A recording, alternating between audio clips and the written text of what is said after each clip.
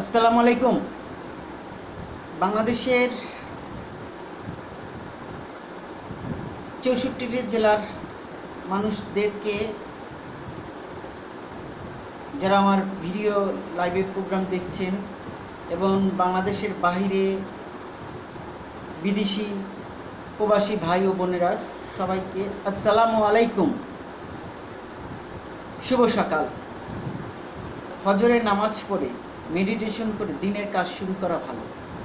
দিনের প্রতিটি কাজ সুন্দর এবং সুষ্ঠুভাবে সম্পন্ন করা উচিত। আজকে বাদেই আগামীকাল ঈদুল আজহা। এই ঈদুল আজহার নিয়ম মাফিক আমরা কি পালন করতে পারছি কি? দেশবাসী সবার কাছে বলবো, আমরা সঠিক নিয়মে কোরবানি পালন করার চেষ্টা করি। কোরবানি গরুর সাথে কোনো প্রকার সেলফি তুলতে যাবেন না।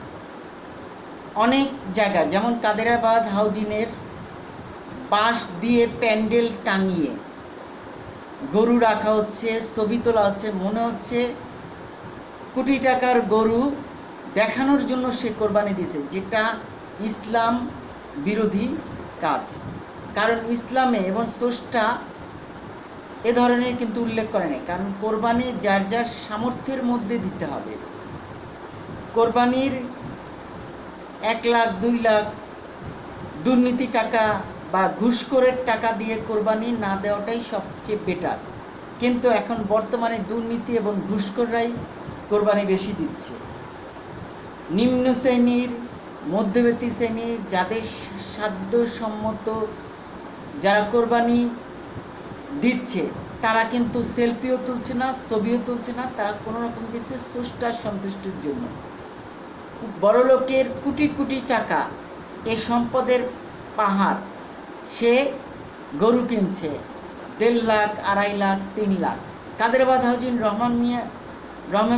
রহমান মিয়া সামনে মোগুলেশন কলেজের পাশে দেখবেন একটা 3-3টা স্টল করা হয়েছে। বাঁশ দিয়ে লাইটিং করে গরুগুলো রাখা হয়েছে। মনে হচ্ছে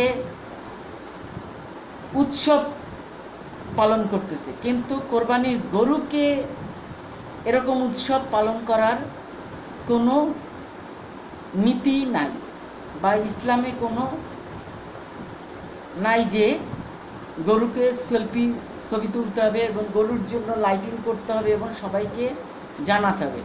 কোরবানির গরুর যে 12টি শুদ্ধাচার, এর আগে আমি একটি ভিডিওটি প্রকাশ করেছি, কিন্তু কেউ কিন্তু সহজেই পুরোপুরি পালন করে। আমাদের বর্তমানে ঢাকা শহরে সঠিক নিয়মে কোরবানি হচ্ছে না।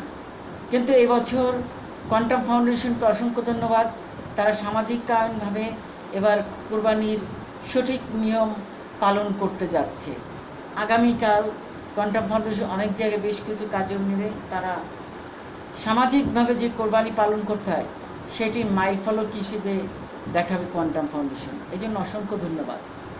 আগামীকালকে সবাইকে ঈদুল আজহার শুভেচ্ছা জানাচ্ছি।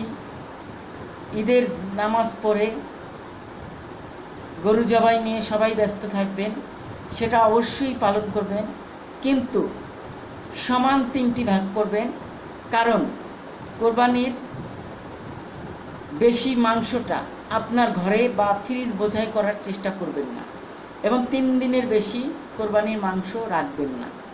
আর কোরবানি জবাই হওয়ার সাথে সাথে রাস্তাঘাট পরিষ্কার পরিচ্ছন্ন রাখার জন্য উদ্যোগ নেবেন। যেখানে কোরবানি হচ্ছে তার ব্লিচিং পাউডার ছিটিয়ে দিবেন, সুন্দরভাবে পানি ধুয়ে পরে ব্লিচিং পাউডার দিয়ে দিবেন। এটা আমাদের জন্য জরুরি। সিটি কর্পোরেশনের আওতায় ফেলে রাখবেন না। অনেকে গরু কোরবানি হয়ে যাওয়ার পরে যার যার ঘরে চলে যায়, কিন্তু রাস্তাঘাট নোংরা করে রাখে, সিটি কর্পোরেশনের আওতায় রাখে, যেটা সম্পূর্ণ ভুল। ঢাকা শহরের সিটি কর্পোরেশন ছাড়াও আমাদের কিছু নৈতিক দায়িত্ব পালন করতে হবে, এবং চেষ্টা করবেন সবাই কোরবানির জবাই হওয়ার সাথে সাথে পরিষ্কার করে ফেলার, ধুয়ে মুছে ব্লিচিং পাউডার দিয়ে দিবেন। তাহলে এটা আমাদের দেশের জন্য সবচেয়ে ভালো হবে। পরিষ্কার পরিচ্ছন্নতা ইমানের অঙ্গ। যেখানে সেখানে ময়লা আবর্জনা না ফেলি। ঢাকা শহরকে সুন্দর করতে আমাদের সকলকে এগিয়ে আসতে হবে। যেখানে সেখানে ধূমপান করবেন না। সিগারেট সহ সকল তামাক জাতীয় মাদকদ্রব্য হারাম।